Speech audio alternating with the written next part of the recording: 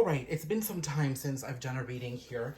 I apologize for the infrequency of videos that are kind of happening on my feed right now, mostly because I've been going through the shifts and I've been traveling for work and I've been doing personal travel too. But these energies just have not been easy on me, and I am working through those motions. But with that said, I am here. I'm here with a new channeling. Okay, I didn't intend to do this here, but the Eight of Pentacles is the work that I was just referring to. Moving through these energies. Maybe traveling for work, doing things for work. Maybe you're looking at things professionally. Maybe there are some changes that are coming about in your life professionally. Either way, the Eight of Pentacles is drawing attention to our ability to create. Okay? So let me give a flat shuffle to these cards here on the side. And I'm really doing this because the last reading I did was for the energies of the new moon solar eclipse in Scorpio. And now we're sandwiched in between those energies with Scorpio season and the upcoming lunar eclipse with a full moon in Taurus, which is going to be pretty intense. Okay? So I feel like this energy of creation is going to be the focal point for what's about to come up. So let's see what the universe is asking us to look at here. One of my favorite new decks right now, which I love. Do I have the cover of this deck? I don't have the lid of this deck, but I have the book here. It's called Wiser Tarot. It's beautiful. Available on Amazon.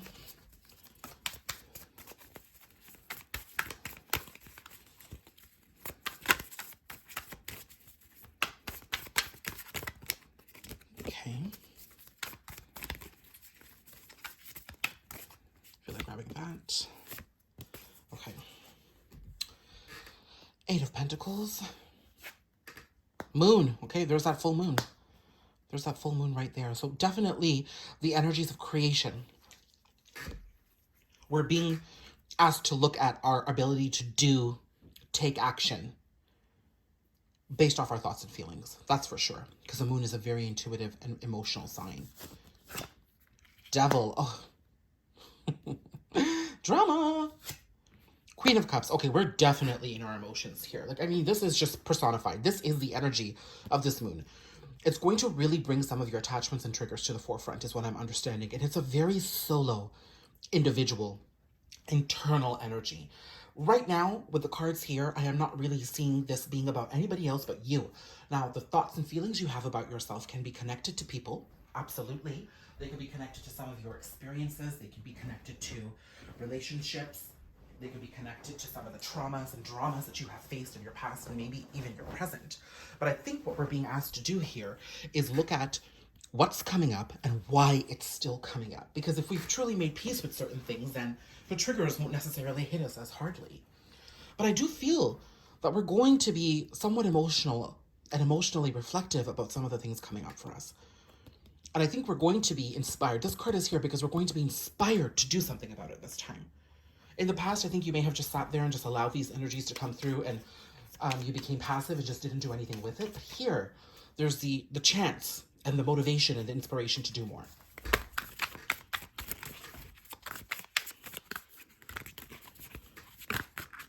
Okay.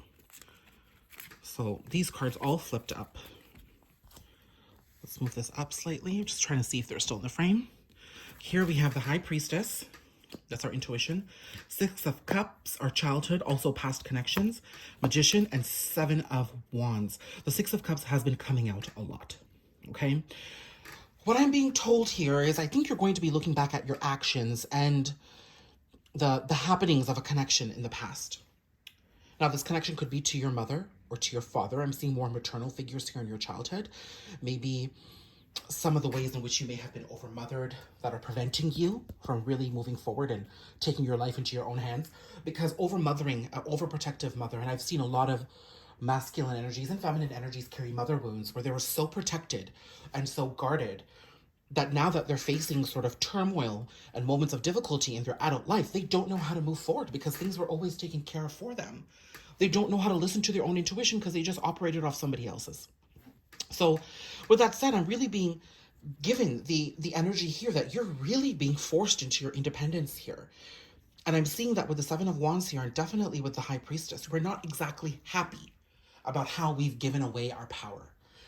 Now, when we're children, we never we don't have control over our lives. We rely on others to take care of us. But as we've become an adult, there's more accountability and action that needs to be taken. And I feel like patterns of the past have just continued. Like you could have mother wounds, you could be a mama's boy, a mama's girl, whatever it is.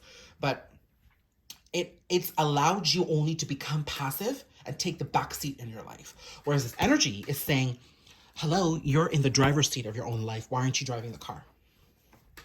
Okay? That's what I'm getting here. Now, if this has to do with a past connection, I'm seeing that the mother wounds are not allowing you or someone you know to really step into their emotional independence, because understanding yourself, coming to, look at this, the Fool and the Three of Wands. This is the understanding of yourself. This is you stepping into the power of knowing what's to come simply based on the confidence you have in the present moment. You don't know how to predict the future, but you're happy.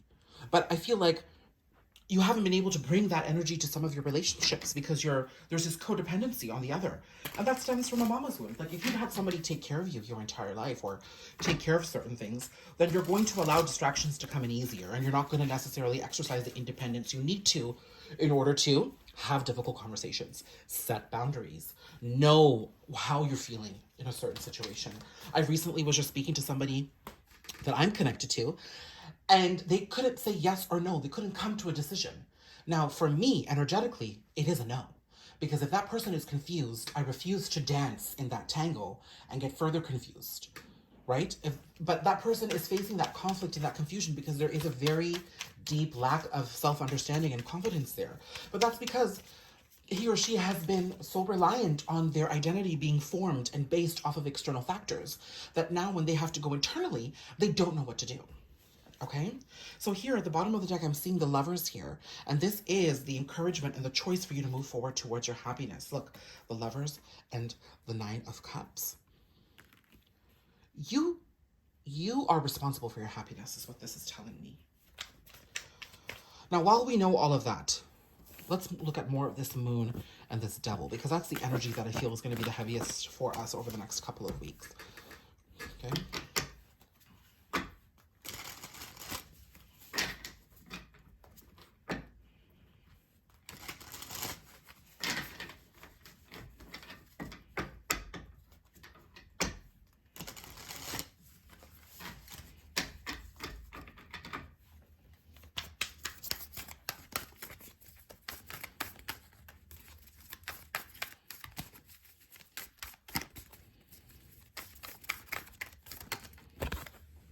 Four of Cups.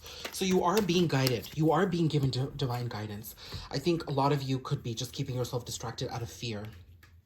Or a lot of you right now are just acknowledging this energy and coming to understand what it is. And then as a result, trying to take inspired and responsible actions forward.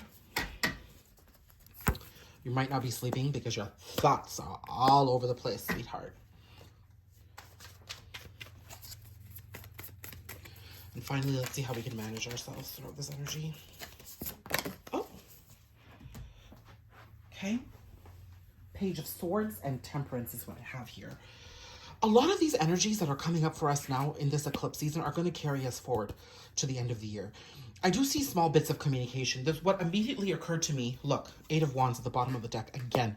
What immediately occurred to me is that somebody is going to be communicating with you, somebody from the past. This could be conversations happening with your family or a past lovers, because that's what I got from the Six of Cups. So what can we expect by the end of the year? Okay, that's definitely a relationship. Four of Wands could be a divine counterpart connection. King of Pentacles. Knight of Cups. Okay.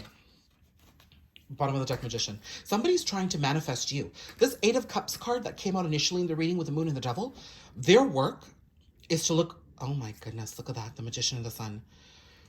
Their work right now is to look back at how this connection ended with you. Because this person did trigger an awakening in you. But I think they're just starting to realize how you were triggered an awakening through them. They may have been keeping themselves distracted in this energy the entire time. But this full moon coming up and this eclipse season is not really giving them an excuse to escape this energy anymore. It's pretty real. So I feel like there could be some communication coming from this person that ignites a more steady way forward, is what I'm getting here. Allow it to happen. You focus on releasing your attachments and look at your inability and your fears to move forward here. That's what's going to set you free. But this person seems to be coming back around too.